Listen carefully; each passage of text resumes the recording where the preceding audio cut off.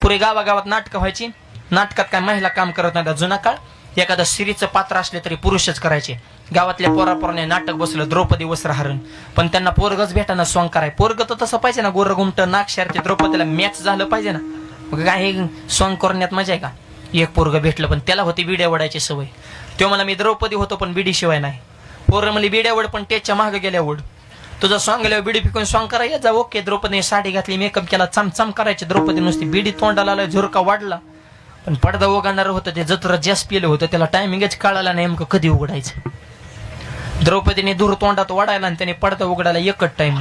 Draupadi direct स्टेजवर आली. दूर तसाच बिडी फेकली, पण दूर कुठं फेकता येतोय तोंडातला. आणि असंच भरगतचं पब्लिक द्रौपदीकडे बघायचं आणि द्रौपदी पब्लिककडे बघायची. आणि कृष्ण नुसता 3-3 फूट उड्या हाणायचा. द्रौपदी तू काहीतरी माझ्याशी बोल.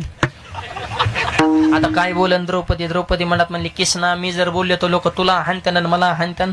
माझ्या तोंडात बिडीचा धूर आहे, मी तरी कवर दम काढू. द्रौपदीने आ केलं दिला धूर सोडून. अख्ख्या टेजवर नुसता धूरच. लोक म्हणजे धूर कस काय निघाला? कृष्ण हुशार होता. तेव्हा मला द्रौपदी मला माहित आहे तुझा जन्म अग्निकुंडातून झाल्यामुळे अजून सुद्धा दूर निघतोय. द्रौपदीचा जन्म यज्ञातून झाला ना, म्हणजे तवाचातून अधून मधून झटका आणतो. लोक म्हणजे खरंय काय कळतं लोकांना तरी. हे कृष्णाला बी का सुचलं? कृष्ण सुद्धा अट्टल बिड्या वाढणारा होता नाटकातला.